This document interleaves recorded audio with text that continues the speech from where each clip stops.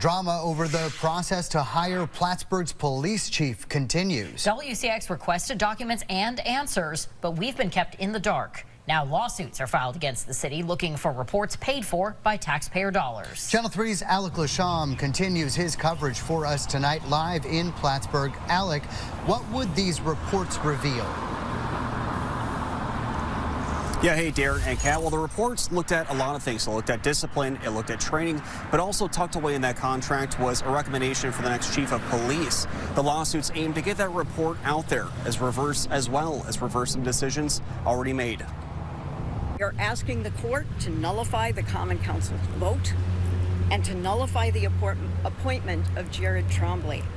The public deserves a process that is both lawful and transparent. Joan Jansen is one of two plaintiffs filing lawsuits against the city of Plattsburgh for what she says was an illegal confirmation process. Jansen first raised her concerns at Trombley's confirmation meeting. I could see that the council was not interested in hearing anything, that they'd already made up their mind, and they totally disregarded anybody who had anything to say that might change their mind. Attorney Frank Sapolis says there is evidence of that in a letter Mayor Wendell Hughes sent to the personnel department asking for the appointment of Trombley days before the council met to decide the matter. And despite the fact that Trombley's prior settlement agreement barred him from returning to the department in any position above lieutenant. You have a letter asking for the appointment because he only has 3 people on the list. Mr. Trombley should never have been on the list because the agreement prevented him from seeking any type of appointment. The other plaintiff, April Wood, says her lawsuit seeks to have the results of an independent investigation into the police department released to the public. The public was led to believe that an independent investigation into the police department was conducted and paid for with public funds.